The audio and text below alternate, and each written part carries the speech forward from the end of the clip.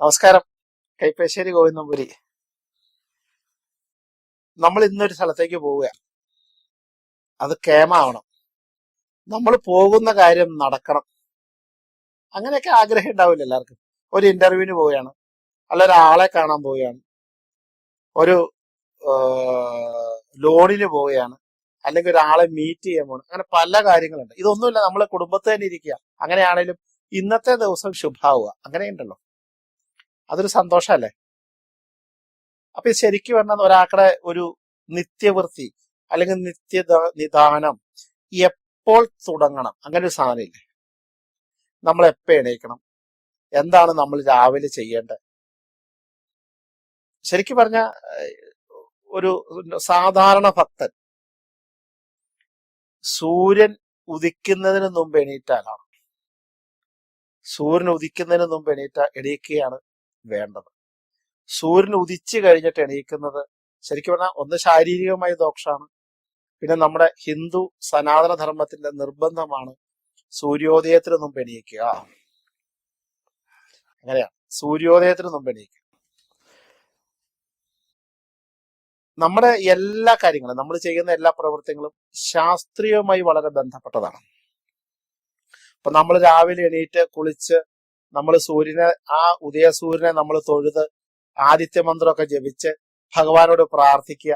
അപ്പൊ എന്നാ വെച്ച് കഴിഞ്ഞാൽ ആ പ്രാർത്ഥന ഭഗവാൻ ചെയ്യുന്നതോടൊപ്പം തന്നെ വൈറ്റമിൻ ഡി എന്ന് പറഞ്ഞ സാധനം നമുക്ക് ലഭിക്കും.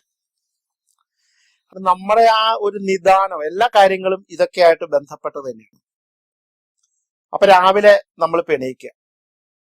അപ്പൊ നമ്മൾ എണീക്കുമ്പോ തന്നെ നമ്മൾ ശ്രദ്ധിക്കേണ്ട ഒരു വിഷയം, നമ്മൾ സാധാരണ തല വെക്കുന്നത് ഒന്നല്ലെങ്കിൽ കിഴക്കോട്ട് തല വെക്കാം, അല്ലെങ്കിൽ നമുക്ക് തെക്കോട്ട് തല വെക്കാം. അതറിയായിരിക്കും, നിങ്ങൾക്കറിയായിരിക്കും. പറയുന്നുണ്ടല്ലോ, വേണം കിഴക്കോട്ട് വേണ്ട പടിഞ്ഞാട്ട്, വയ്യാ വടക്കോട്ട് വേണമെങ്കിൽ തെക്കോട്ട്, അങ്ങനെയാ. അപ്പൊ തെക്കോട്ടോ കിഴക്കോട്ടൊക്കെ സാധാരണ നമ്മൾ തല വെക്കാറ് പതിവ്. അപ്പൊ നമ്മൾ രാത്രി കിടക്കാൻ കട്ടിലേ കിടന്നു കഴിയുമ്പോൾ ഓട്ടോമാറ്റിക് ആയിട്ട് ഭൂമിയിൽ സ്പർശനമില്ലാതെ കിടക്കുന്ന ഒരു വ്യക്തിക്ക് ശരീരത്തില് സ്റ്റാറ്റിക് എനർജി വരും. അതായത് ശരി പറഞ്ഞാൽ ഒരു മലിന ശക്തി നമ്മളിൽ ധ്രുവാന്തരപ്പെടും. അത് നമ്മളിങ്ങനെ ഇടത് പിങ്കള തൊട്ട് വടത് പിങ്കളയിലേക്ക് ഇങ്ങനെ ക്ലോക്ക് വൈസ് ആയിട്ട് കറങ്ങിക്കൊണ്ടിരിക്കും. ഉറക്കമൊക്കെ കഴിഞ്ഞു, നമ്മൾ നിദ്രയിൽ നിന്ന് എണീറ്റു.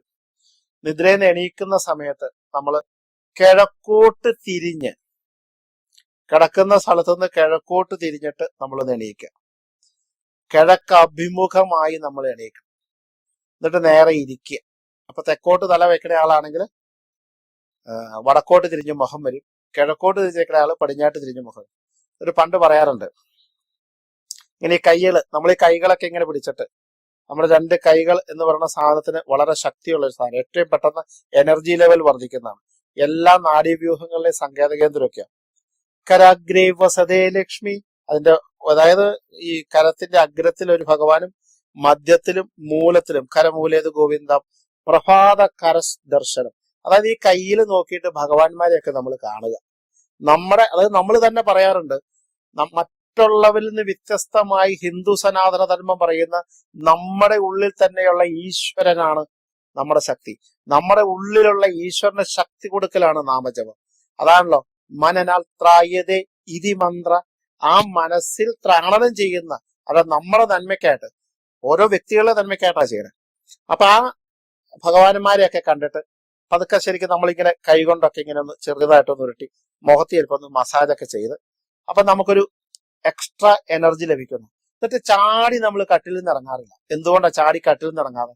കാരണം നമ്മളിലുള്ള ഈ സ്റ്റാറ്റിക് എനർജി നമ്മൾ താഴേക്ക് ഇറങ്ങുമ്പോൾ ഒരു കൈനറ്റിക് എനർജി ആയിട്ട് മാറും. അല്ലെങ്കിൽ നമുക്ക് ഭൗമോർജം നമുക്ക് ആഗിരണം ചെയ്യുമ്പോൾ പെട്ടെന്ന് അത് കാലയിലേക്ക് കയറിയാൽ നമുക്ക് ശരിക്കും പറഞ്ഞാൽ ഈ വായു സമ്മർദ്ദം മുഴുവൻ നമ്മുടെ വലതുഭാഗത്ത് പോയി നമുക്ക് തളർച്ചയുണ്ടാവും.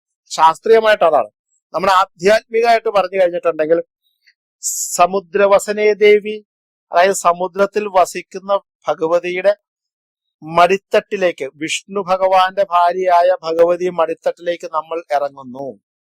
അപ്പൊ ഭഗവതിയോട് ക്ഷമ പറഞ്ഞുകൊണ്ടാണ് നമ്മൾ ഇറങ്ങുന്നത്. ഞാൻ നിന്റെ മടിത്തട്ടിലേക്ക് ഇറങ്ങുകയാണ്. അതായത് ഈ പാദസ്പർശം ചെയ്യുന്ന ഭഗവതിയുടെ, നമ്മുടെ പാദം സ്പർശിക്കുന്ന ഭഗവതിയുടെ മടുത്തില്ലേ? അപ്പൊ നമ്മൾ ഭൂമിയിൽ കൈ തൊട്ടൊന്ന് തലേ വെക്കും. അപ്പൊ നമ്മുടെ ഈ കൈനറ്റിക് എനർജി നമ്മുടെ കയ്യിലൂടെ പെട്ടെന്ന് ഭൂമിയിലേക്ക് പോയി ഭൗമോർജം നമ്മളിലേക്ക് ആഗിരണം ചെയ്തു.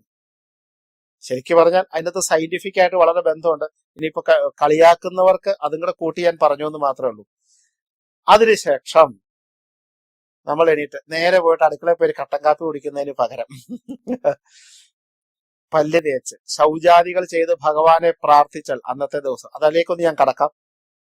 ശരിക്കും പല്ല് തേക്കുന്ന പണ്ടത്തെ ഒരു കാര്യം പറയാനുണ്ട്.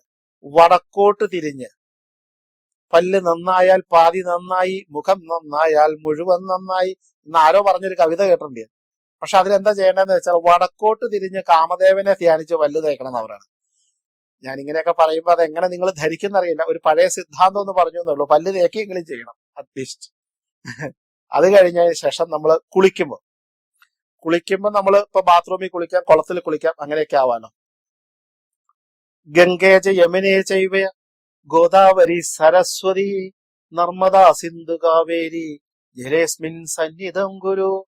ഗംഗയും യമുനയും എല്ലാരും കൂടി ആ പുണ്യ നദികളെല്ലാരും ഉൾക്കൊണ്ട ആ വെള്ളം, ആ പുണ്യതീർത്ഥം നമ്മുടെ തലയിൽ ഒഴിക്കുന്നു എന്ന് നമ്മൾ സങ്കല്പിച്ച് ഒരു കപ്പ് വെള്ളം അല്ലെങ്കിൽ മുങ്ങി കുളത്തിൽ നിന്നൊരു വെള്ളം ആദ്യം മുഖത്ത് ഒഴിച്ചിട്ട് വേണം, അതായത് ഗംഗ, അത് നമ്മൾ തളിച്ച് നമ്മൾ കുളിക്കും.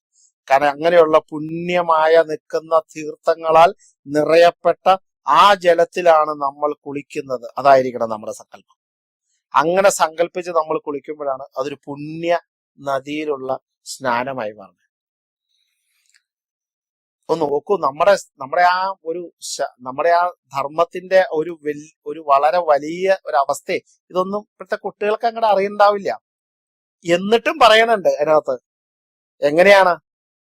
ഈ മൂദേവി ശ്രീദേവി രണ്ടുപേരാ. ലക്ഷ്മി ദേവി ഉണ്ട്, ജ്യേഷ്ഠാലക്ഷ്മി ഉണ്ട്. അപ്പൊ ഇവര് തമ്മിൽ ഇങ്ങനെ യുദ്ധം നടക്കുക. നമ്മൾ സ്നാനം ചെയ്യുമ്പോൾ ഇവരെല്ലാം നമ്മുടെ ശരീരത്തിൽ നിന്ന് പോയി.